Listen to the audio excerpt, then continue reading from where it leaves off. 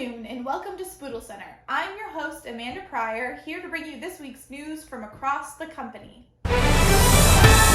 Summer of Service was a huge success in Period 8, Old Town and Bangor 2 having record ADT days.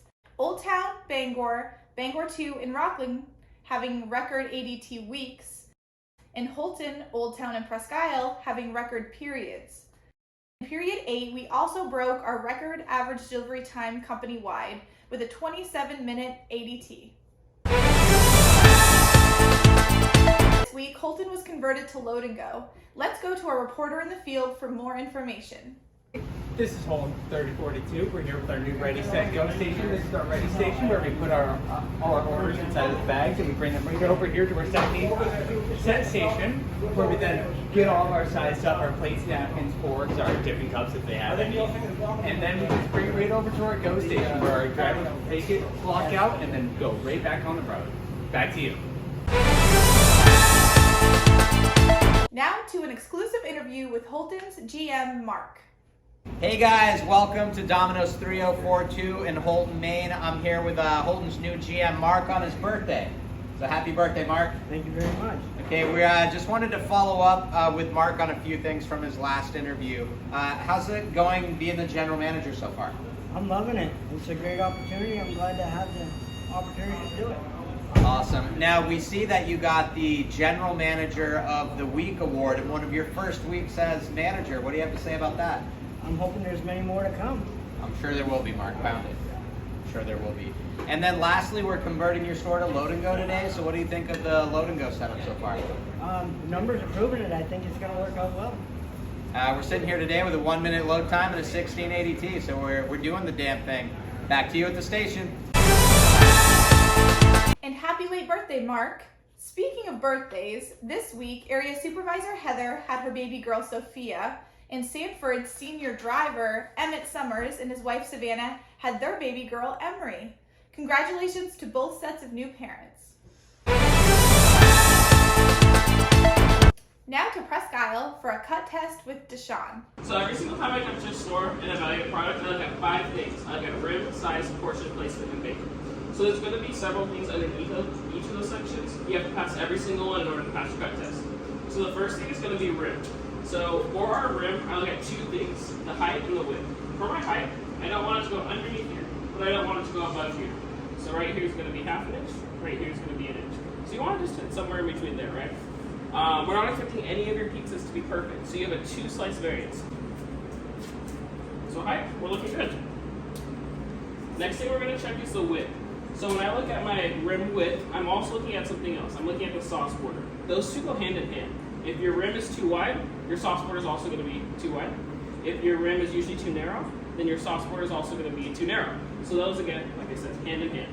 So when I end up at the 0 mark, in between those 2 blue lines, I want to see crust and sauce. Now I say crust, sauce, and cheese because the cheese usually is covering up the sauce. However, like right here, for example, it's just going to be crust, right? So if your rim was this big all the way around, we know our crust is a little too big.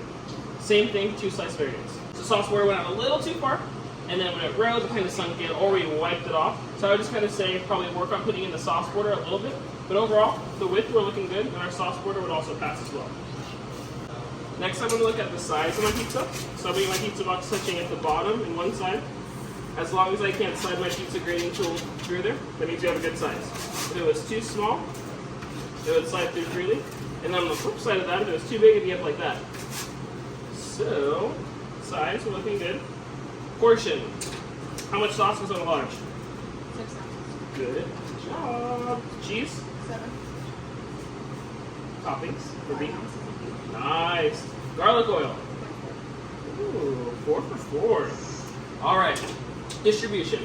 So we're looking for a couple of things here. We don't want our pizza to be center loaded, but we also don't want it to be so far that it's going to cover up the crust. We want to have a nice even distribution. So we don't want to have all your beef on this side and like 1 piece of beef on that slice. We also just want to have a little bit of toppings to everybody.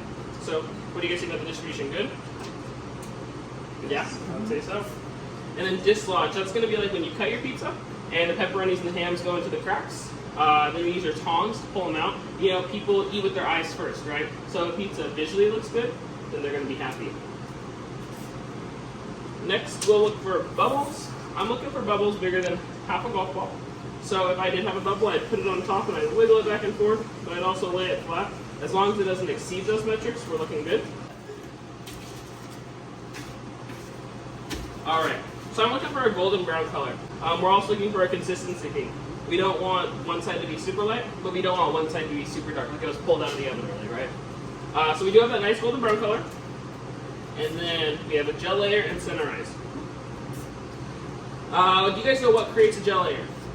Cold dough, cold sauce, cold cheese. Correct. And it's one more thing. It's also going to be a stretching technique. So imagine you go to the grocery store and you buy a loaf of sandwich bread. You're not going to put your sandwich bread at the bottom of your grocery bag, are you? No, because you're going to throw cans on top, it's going to get all smushed. Well, same thing with our pizza dough. It's bread. So when we're stretching, stretching is an outward motion, not a downward motion. You don't want to give your pizza CPR, right? Because if you do, it's going to get smushed, condensed, and it's going to create that gel layer. It's not going to be able to rise properly in the oven. So we want to be gentle with our dough. So, What were you nervous about? it looks so good. All right, so we have no gel layer. Congratulations, looks really good. And then for center ice. So for our center ice, I'm looking for it to be between 3/8 and 5/8. Each one of those sticks is one. So I would look from the bottom to where it meets the sauce. So I don't want it to include the sauce or the cheese or the toppings. So just straight center ice right here. So we start from the bottom. I'm gonna mark on this just so we can really see. I recommend you guys do this at all your stores. Just mark on it so that way you know. Put a little smiley face because that's when we're happy. So we're right at that 3/8, right? Keep on going up. Consistent all the way through. So overall, pizza's looking really great. That's why you have your two slice variant. So a couple things on why you have thin spots. When we stretch, our hands should be flat. So if our hands aren't flat, it's going to create an inconsistent stretch. Anytime there's a bubble in your dough, that bubble is going to create a thin spot. And also when you pick up your dough, I always like to tell people, you want to pick up your dough like your arms are limp noodles, right? You don't want to use your fingertips. So that's something else to create those harsher spots. If you are someone who flips their dough, I don't know if you guys are or not, but some people do. So when you flip your dough, that's just straight force going off, and it usually creates a thin spot. Some people can do it flawlessly, most people can't, so I recommend against it. But overall, we got a check on center ice. This would be what I call a 5 out of 5. Great pizza. The fifth person to text Spoodle Center to 207-691-6576 will win a $50 bonus. Text now for a chance to win.